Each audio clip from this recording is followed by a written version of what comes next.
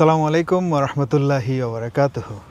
Sector স্টেপসের দ্বিতীয় দিনে আজকে আমরা আপনাদেরকে নিয়ে যাব ডুরেস থেকে ক্রুইয়া হয়ে স্কদ্রা, আলবেনিয়ার বিখ্যাত তিনটা শহর।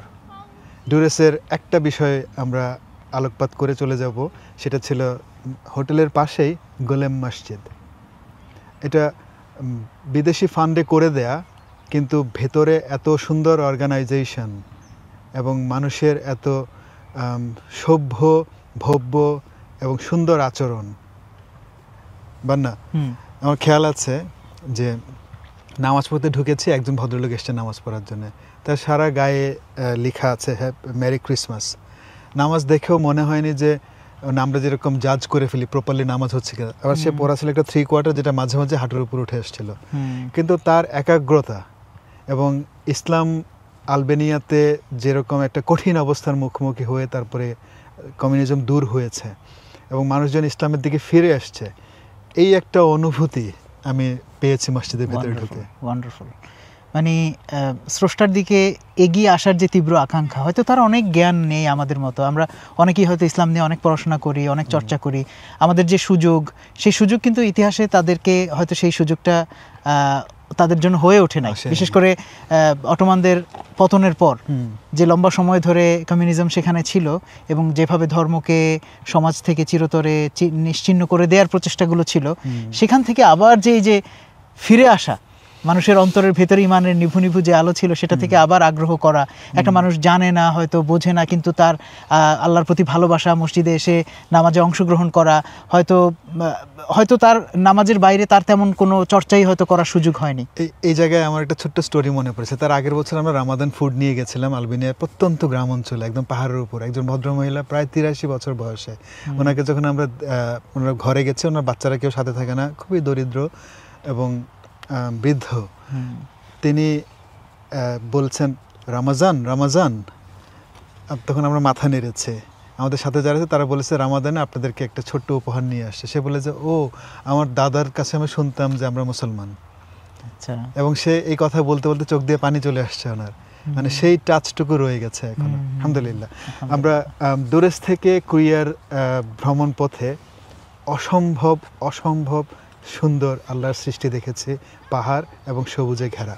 তুমি এগুলি সব ক্যাপচার করেছো। সুবহানাল্লাহ। হ্যাঁ, দর্শকরা নিশ্চয়ই কিছুক্ষণের মধ্যেই সেই জায়গাগুলো দেখতে পাবে, কারণ নিজের চোখে দেখা আর ক্যামেরার চোখে দেখা দুইটা অবশ্যই অনেক পার্থক্য।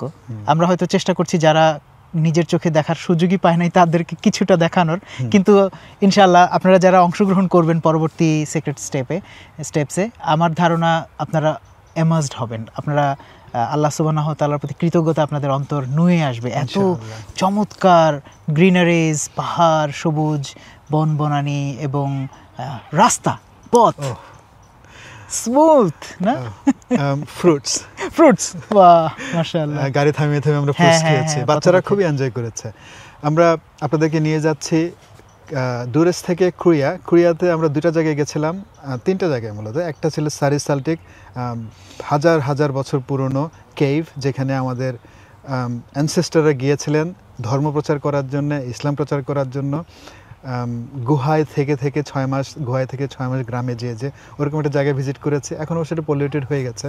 ওখান থেকে আমরা ক্রুইয়া ক্যাসেল হয়ে বাজার ঘুরে তারপর স্কদ্রায় গেছি। চলুন আপনাদেরকে দেখিয়ে নিয়ে আসি ডে 2 সেক্রেট স্টেপস, গত বছরেরটা। তারপর আমরা ইনশাল্লাহ আরেকটু কথা বলবো। Greeted us. The morning light cast a golden glow over the landscape, enhancing the beauty of our surroundings and setting a peaceful tone for the day.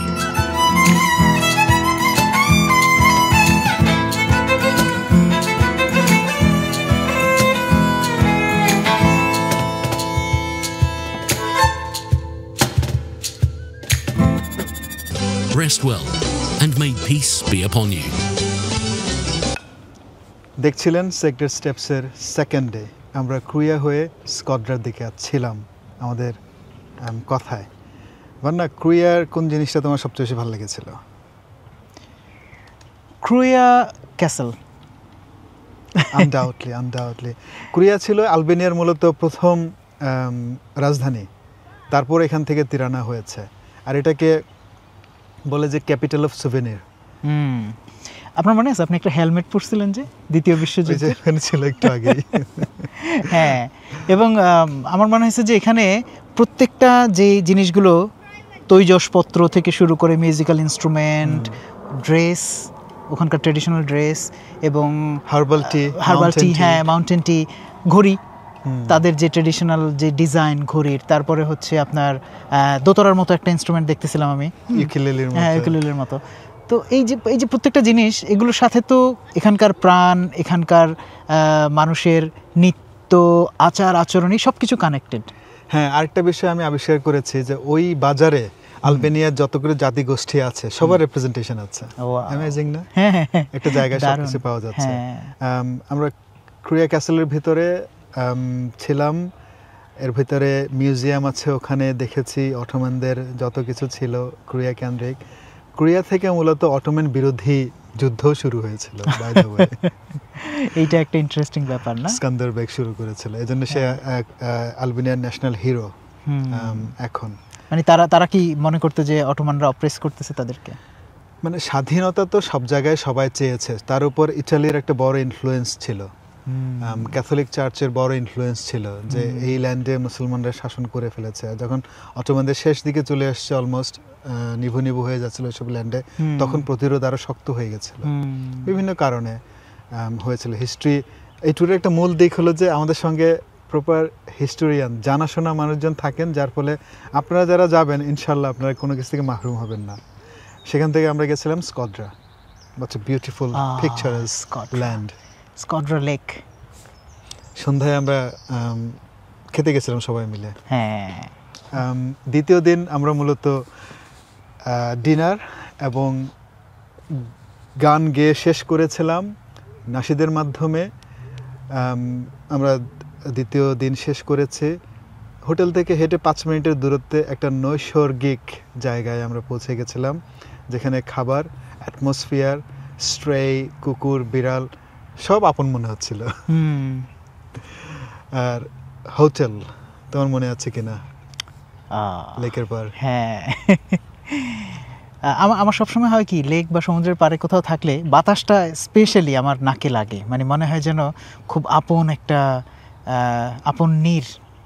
বাংলাদেশেও এমন হতো, সমুদ্রের পাড়ে বা নদীর পাড়ে কোথাও গেলে বাতাসটাকে আমি অনেক বেশি উপভোগ করতাম। সো স্কদ্রা লেকের বাতাসটা আমার কাছে এরকম স্পেশাল মনে হয়েছিল। যারা যাবেন আপনারা খেয়াল করবেন যে মানে গন্ধটা মনে হবে যে আপনার শিরায় উপশিরায় পৌঁছে গেছে এবং আপনাকে নতুন করে আবার জীবন দান করছে, এরকম একটা ব্যাপার। সুবহানাল্লাহ, সুবহানাল্লাহ। স্কদ্রা থেকে আমরা পরদিন স্কদ্রা রোজাফা ক্যাসল হয়ে আমরা গেছিলাম কসোভোতে, কসোভোর সাংস্কৃতিক রাজধানী প্রিজরেনে। এটা পরদিনের গল্প। আজকে এই পর্যন্তই। আপনারা যারা জুলাই এবং আগস্টের জন্য আমাদের সঙ্গে যাওয়ার প্রিপারেশান নিচ্ছেন, ইনশাআল্লাহ আপনারা উপভোগ করবেন।